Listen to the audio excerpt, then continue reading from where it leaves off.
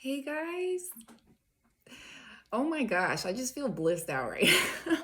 It's so weird because I woke up a little like feeling like the energy was like a little stiff in the air, like just like I don't know, like my thoughts are fucking with me a little bit. But I know if I can just get a hold of them, I'm good. The energy has been intense because it's just like adjusting to being present, adjusting to time disappearing, and trying to wrap your brain around that because your brain wants to go straight linear, straight human. And so, um, when I when I got this download that I'm going to share with you guys, um, it was so out of nowhere, and I love that. I love that about spirit because that's how my videos are. They're just out of nowhere because I'm so present that I can't even plan something. So if I do, it's probably going to get canceled or not work out in some way, shape, or form. And then whatever's meant to happen is going to unfold. So I have surrendered to that fully. Um, and anyways, when this came through, it was just like so unexpected. And it was like I thought it was just for like me because I've been journaling a lot lately, which has been so helpful. Like I highly recommend journaling right now, especially when you're being present and you're dealing with the whole time thing and you forget things. And sometimes you kind of want to be like, okay, wait, where was I? Because I was like eating this and then I didn't feel good. But if you would have tracked you know what I mean? Just like wrote it in your journal real quick, how you were feeling that day, then you would have been able to go back and look. You know what I mean? Sometimes you just want to take that evaluation. You can be present, but we're still human and we still could use certain human ways and routines and stuff to help us. It's just like how routine does help you, like exercise or routinely eating a green drink every morning. That routine is healthy. And then but what if you got addicted to the gym? Then it's not healthy. See, everything is not so black and white. There's always gray area, and there's always gonna be gray area because we're all different. Our bodies are all calling us um, to do different things for it. Some people aren't sleeping a lot, and that's cool. That's good for them. They have that energy, and that's just like how they're supposed to operate, in this avatar that they came in. And other people need a full 12 hours. Or, exercising is very grounding to one person, it's very draining to another. And sometimes like that exercise can generate more energy, which is usually the case, especially like when you're going through an awakening process and you start to generate kundalini energy within your body. You need to get your blood flowing, you need to get your heart rate up a little bit, you need to exercise because you don't want it to get stagnant. When it gets stagnant for me, and I've mentioned this many times before because it's just my experience, so I can speak on it in my truth, is a lot of times in my legs, but it can be sometimes it's in my shoulders, like different areas. And it just feels like that.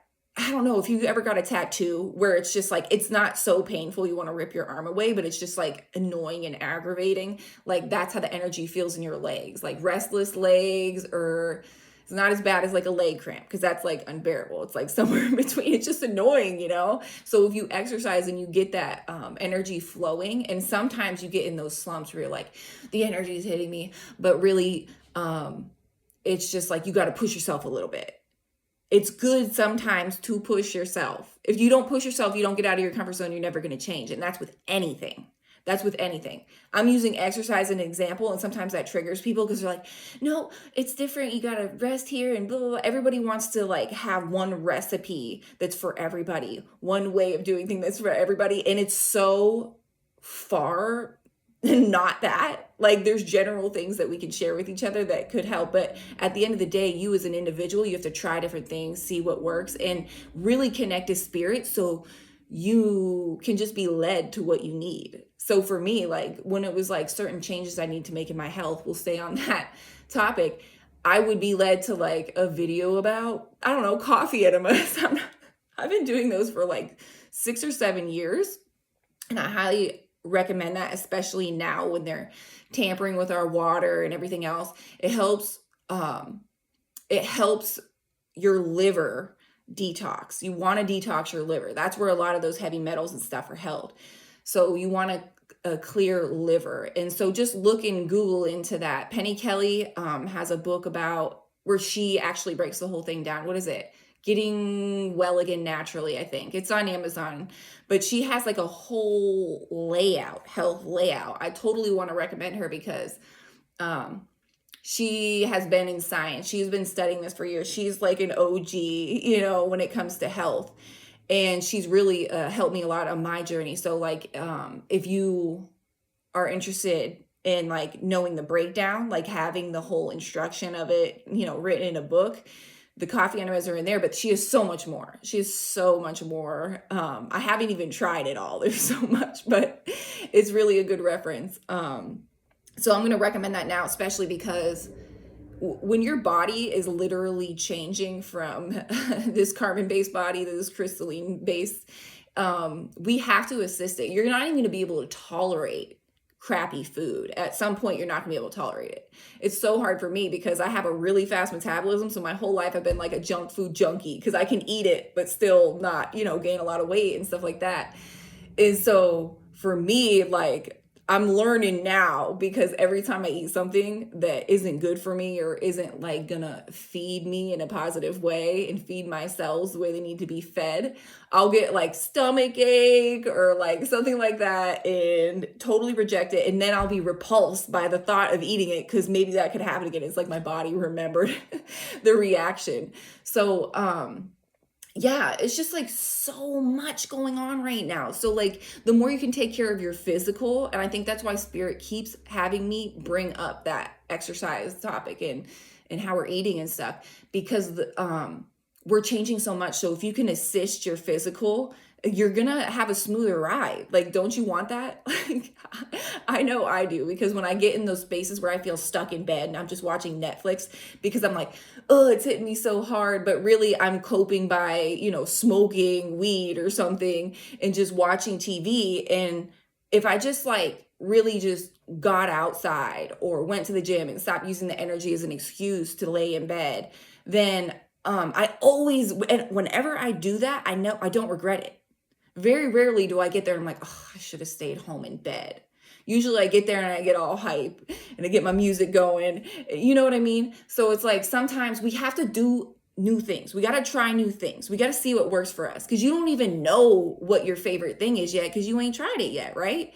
You don't know what you like until you try it.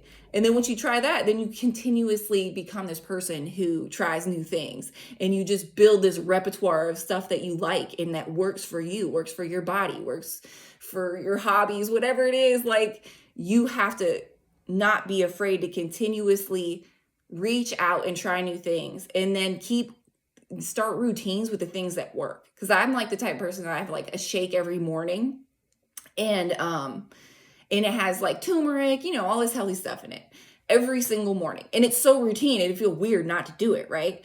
And those are healthy routines. And if some mornings like, and I'm like in something else, it's okay if I don't do it. You know what I mean? But, and like, that's the thing. That's why you don't get like addicted to like routines, like the gym. Like, I used to go like 5 to 7 days a week. I'm not joking. And now I probably go 3-4 days a week, and sometimes less than that. And that's okay. And usually it's because it's a nice day and I'm not going to go to the gym indoors when I can be outside my garden and I'm still getting that energy moving through my body, have my hands in the soil, grounding, you know what I mean? And it's not to say that you constantly have to be on the move, because I'm totally kind of that kind of person. So I can see why I would have like my experience and sharing my experience, it's like biased in that direction. But I really feel like with this, it's like more people need to understand how important those things are. So just not feeling like you're relying on those things, like working out, to feel good about yourself. Because I was like, back when I first started my awakening, it's like I depended on that, and then I had to kind of let go. And I had an experience where all of a sudden I had to move, like out of state, back home. I sold my house, and moved.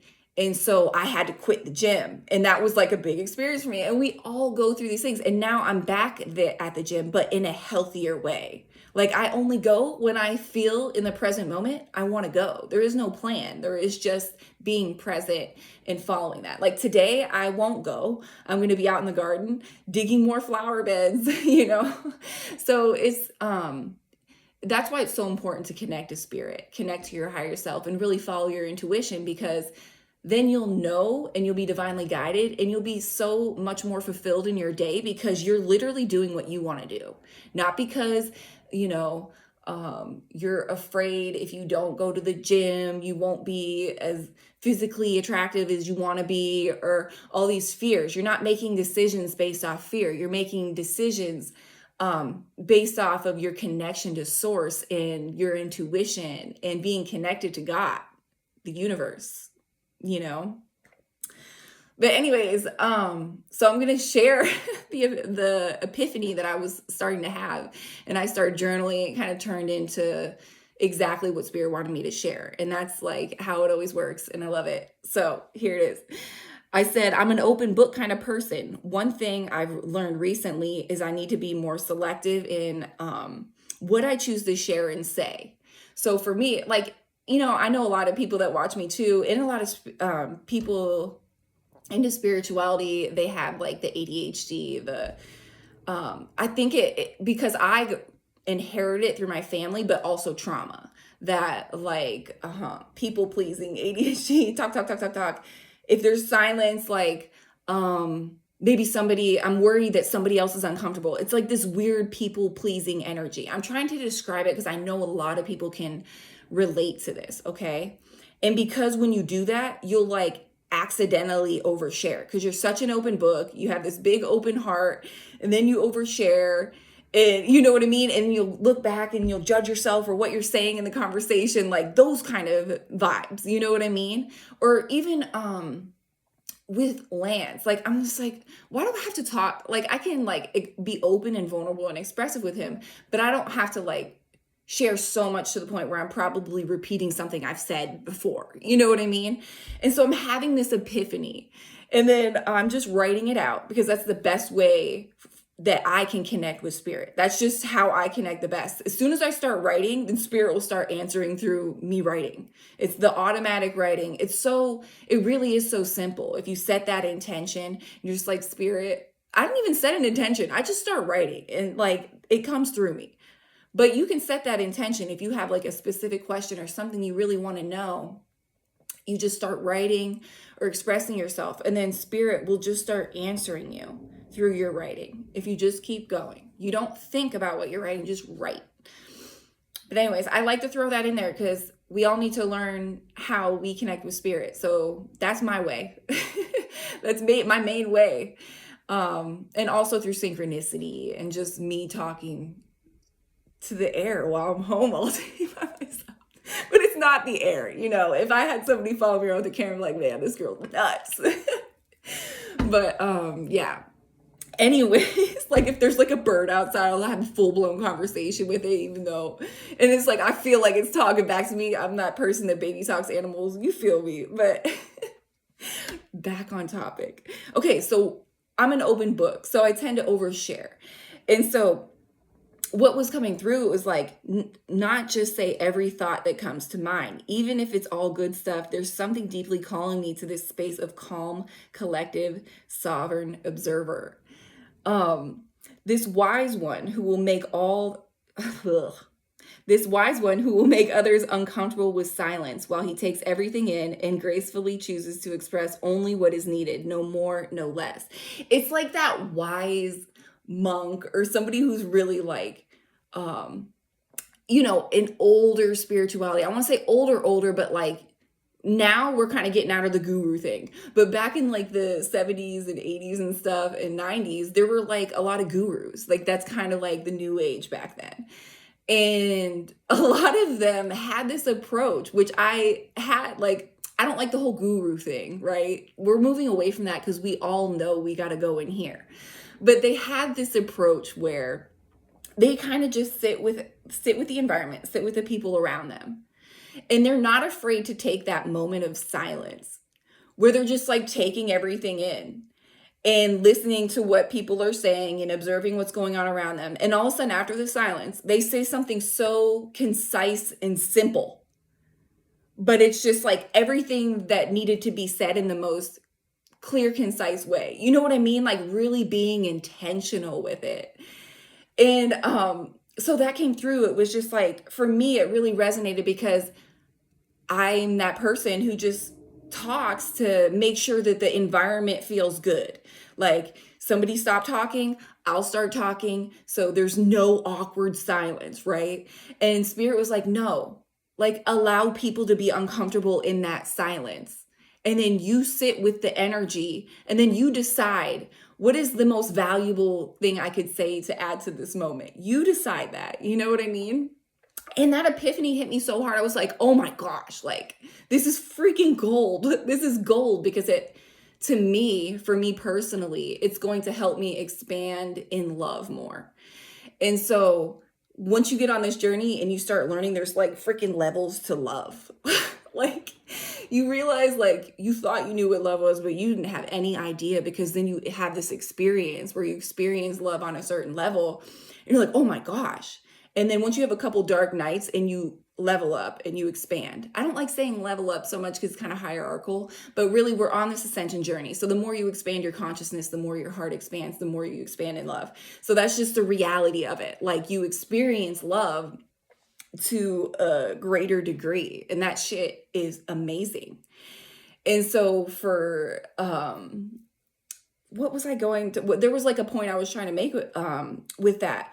But anyways, being quiet and taking that silent moment, that really allows you to come into that space and express from that space, because you're not just like so like trying, like when you're coming from the place of filling in the silence with just any old words because you don't want that awkward silence for everybody in the room and you're doing this people pleasing thing, that's a fear.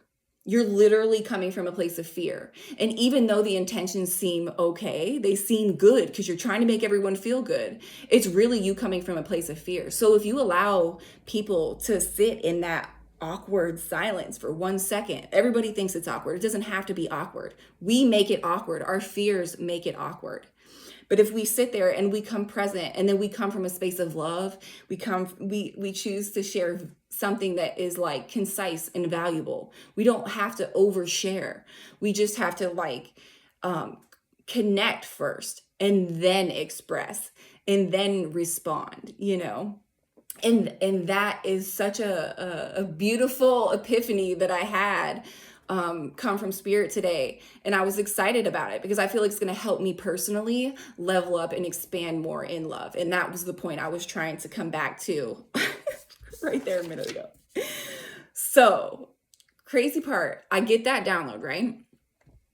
And then I think I'm done. I'm like, I typed it all out in my phone, right? And I'm like, cool, I'm making a video on that, you know? And so then I'm like, okay, I'm gonna, and then I just thought, I'm gonna text Lance because I hadn't talked to him yet since he had went to work. He goes to work really early. It was like mid-morning.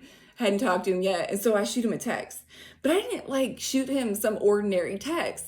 Like I kind of got a little bit deeper than I normally would, you know? And you have to keep in mind, we've been living together for over 4 years. So once you're in that space, you know, and we have my 4 kids here and all that, it's like you're married. That's what it feels like. You're married. Even though we're not married, it feels that way. And so you get in like this routine. And usually I'm just like, hey, babe, love ya, you know, like, can't wait to see you later. But it was like I said the same thing in a different way. And I'm just going to say what I wrote because I wrote it out better than I could probably tell you. But just keep in mind, I did this immediately after that message came through thinking that I was done, right? Spirit wasn't done with me. That's the point. Okay, so right after this came through, I texted Lance at work. After I sent it, Spirit whispers, that's a perfect example, isn't it? Talking about what I texted to him. So I reread the text. And this is kind of like a little bit vulnerable for me to share because I didn't expect to share it. So, but I'm going to tell you guys anyways. I'm going to read the text because it goes with what Spirit's trying to come through with right now. Okay. So I was like, Spirit was like, that's a perfect example of what we were just saying. And the text was, "You're so easy to love, babe. I'm blessed to have you. I can't wait to give you more kisses when you get home." And then I put a little kissy emoji. And usually I would keep it more simple than that, right? And so I reread the text. I was like, oh my gosh. And I was like, usually I just say something simple and repetitive.